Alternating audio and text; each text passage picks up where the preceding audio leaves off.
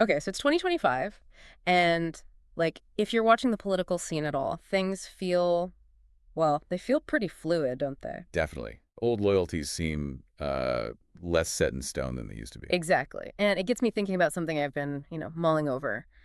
Why would anyone right now still really strongly identify with the left? Mm. Because let's be real, the label itself can sometimes feel a bit, well, a bit dusty maybe, conjures up certain images. That's a really good question to start with. What? And yeah, the immediate thoughts for a lot of people might be pretty simplistic, right? Like, oh, more social programs or something. Right, the sort of easy stereotypes. But if we peel that back a bit, Yeah. what are we actually talking about? What are the core beliefs holding that broad term together? Yeah, because it's definitely not just about, say, bigger government budgets. For me, I think it boils down to a really fundamental belief in, well, fairness Fairness. Okay. and, trying to level the playing field a bit and having a healthy suspicion of concentrated power wherever you Mhm. find it. That's a great way to put it. A skepticism of unchecked power and making sure everyone gets a fair shake, not just the people already holding the good cards. Exactly. And, it's funny how we forget in the day-to-day just how many things we now consider totally normal. Well, they were pretty radical ideas pushed by the left once upon a time. Oh, for sure. Like what? Well, think about basic workers' rights, the right to organize, or universal suffrage, everyone getting the vote, the whole idea of a social safety net. Weekends. People forget about weekends. Weekends, exactly. Child labor laws. These things weren't just handed down, they were fought for hard Yeah. collective action, you know? You're so right. You're enjoying your Saturday off and don't even think about the battles that went into that. But it also feels true that the left can seem, well, a bit messy internally sometimes. Oh, definitely messy. Like that big, loud family get-together where everyone's arguing passionately about, I don't know, the best way to make potato salad. Huh? That's actually a pretty good analogy. Yeah. But see, I think that internal debate, that energy, even when it looks chaotic, it often comes from this shared baseline commitment, you know, Which is, that fundamental idea. yeah. Nobody gets left behind, even with all the different strategies and, yes, the sometimes fierce disagreements, that core value tends to hold. Oh, okay. That makes sense.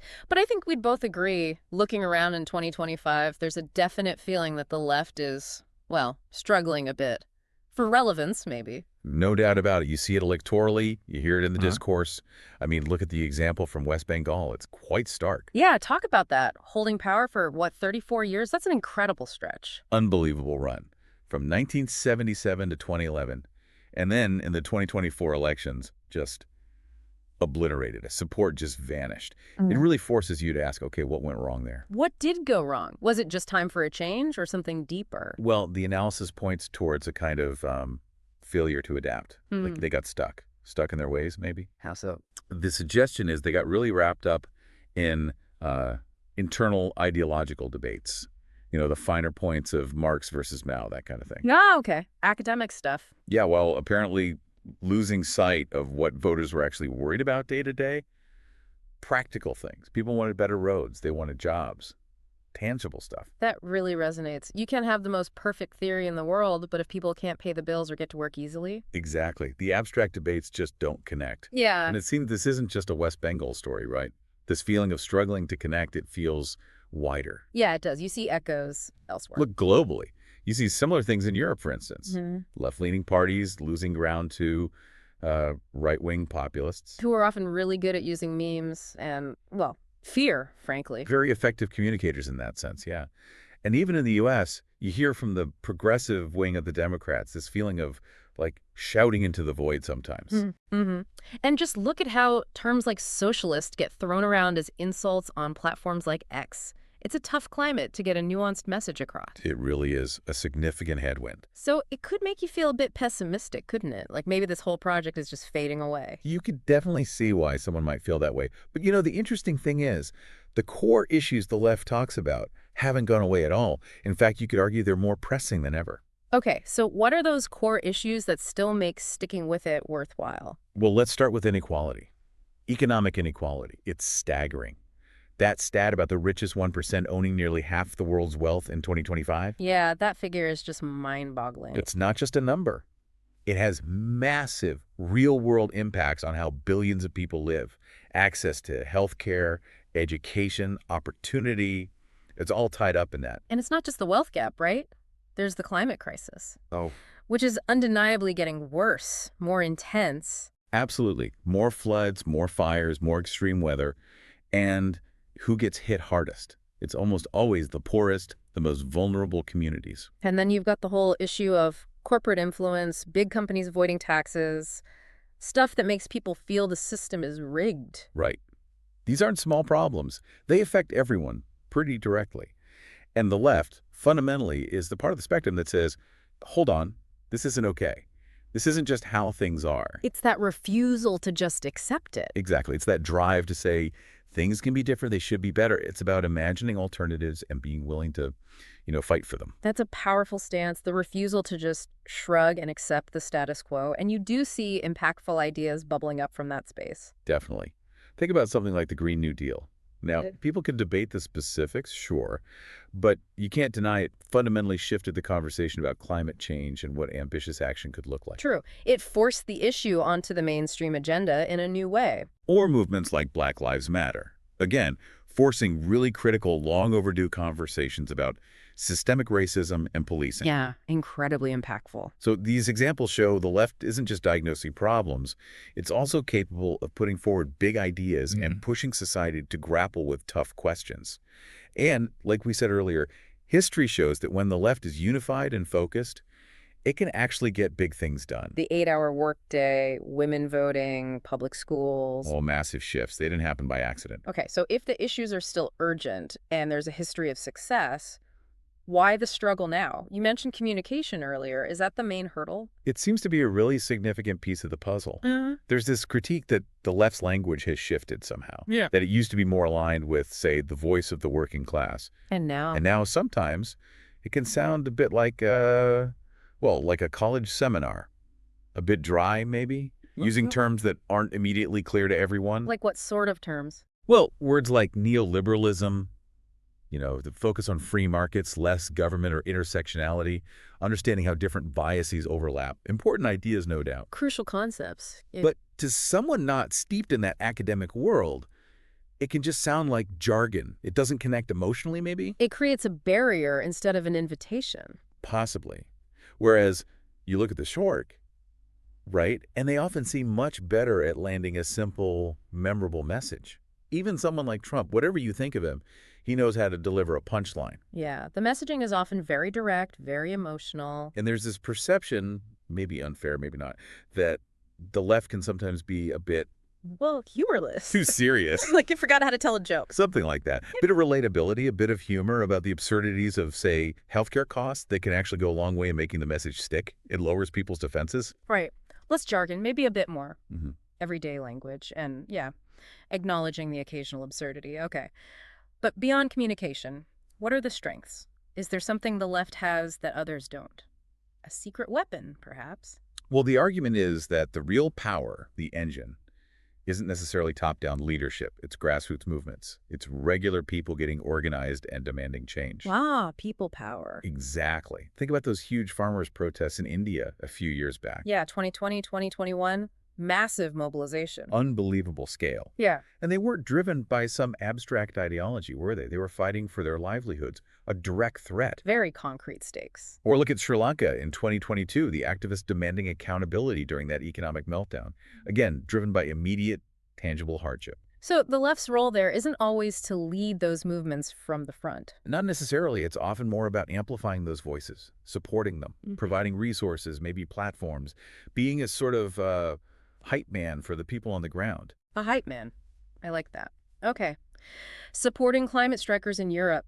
Maybe boosting labor unions in the U.S. Exactly. Empowering those who are already fighting their own battles because they're living the reality of the problems. That makes a lot of sense. But, okay, we have to talk about the internal stuff, too. The challenges within the left. The elephant in the room, as they say. Yeah, you can't ignore those. Yeah. Honesty is crucial, right? And the whole debate around cancel culture is definitely one of them. It's a tricky one. It is, because holding people accountable for harmful actions is important, obviously. But the way it sometimes plays out, it can feel really rigid, and it risks pushing away people who could otherwise be allies.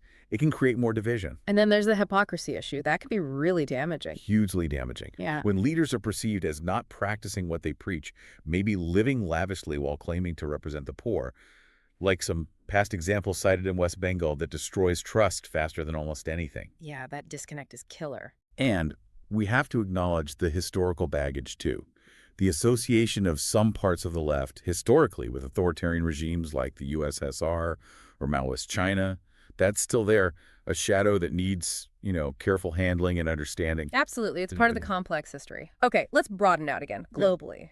The left isn't one single thing, is it? It looks pretty different depending on where you are. Not at all monolithic. Yeah. You look at Latin America, you see governments trying to push progressive policies, but often facing huge economic challenges and political opposition. Chile, Colombia, places like that. Right. And Africa. You see socialist-inspired movements gaining traction in some areas, often tied into struggles against corruption and deep-seated inequality. Think of South Africa's economic freedom fighters, for example, though they face their own controversies, of course. And back to India. We talked about West Bengal's decline, but isn't there a counterexample? Yeah, Kerala.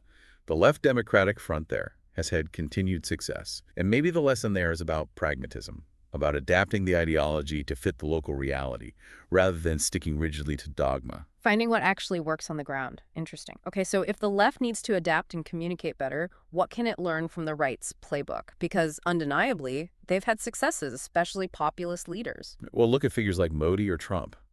Their strength often lies in tapping into genuine frustration, anger even, and channeling it with really simple, powerful slogans. Make America great again. Sabka Sath, Sabka Vikas, together with all, development for all. Exactly. Catchy, easy to grasp, emotionally resonant, even if, the actual policies enacted often end up favoring the wealthy elite. The messaging works, though. And they've mastered digital platforms, haven't they? Especially things like X. Short, punchy messages. Bite-sized propaganda, essentially. Yeah. Very effective at cutting through the noise. Yeah, it's a real contrast to the image of the left writing these long, detailed manifestos that, let's be honest, most people probably don't read. Right. So the takeaway seems to be get better at storytelling.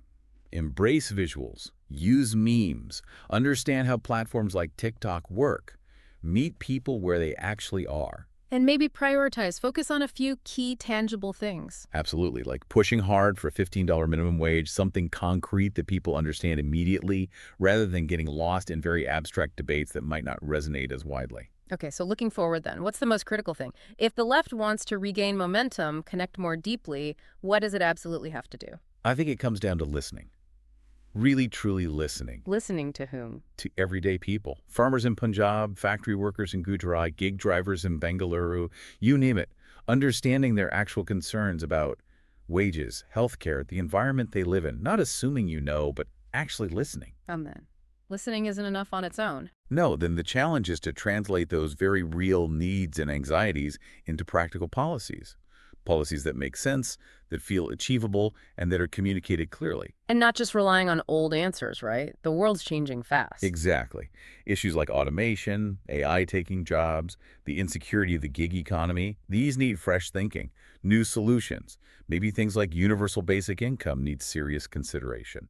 Or worker-owned tech cooperatives. We can't just be nostalgic for a past industrial era. We need answers for now and the future. So innovation is key. And hope. Absolutely hope. People need a compelling vision of what a better future could look like. Affordable healthcare for everyone, clean energy powering communities, a society where people feel valued for more than just their economic output. Painting that picture clearly, making it feel real. And maybe, even having a bit of a laugh about how we're going to pay for it all, but showing it's possible. Making it inspiring, not just daunting. Okay, so wrapping this up. Yeah. Where does this leave us? The left in 2025, it sounds like it's at a crossroads. I think that's fair. Definitely facing big challenges. Some self-inflicted, some external. Yep. But there's still that core, that moral compass, maybe, focused on justice, on fairness. It's messy. It's imperfect. Absolutely. Huh? Like any large, diverse movement. Yeah. But it still holds that potential, that role as a voice, saying, we can do better than this. A source of hope, even amidst the difficulties. And that grassroots energy you mentioned, the regular people pushing for change that's still very much alive. That's the crucial part. That's what keeps it relevant. The biggest danger, perhaps, is cynicism. Is people just checking out, giving up, or falling for easy answers from populists who might not have their best interests at heart? So the fight for a fairer world, it just Pretty continues. much. It's ongoing. It requires adapting, learning, communicating better, staying connected to people's real lives. And staying engaged, not giving in to apathy. It's like they say, maybe the revolution won't be televised. Huh. Right, but it's definitely, trending on X or sparking debates on TikTok and hopefully turning to real action on the ground. That's the ultimate goal, isn't it? Real change.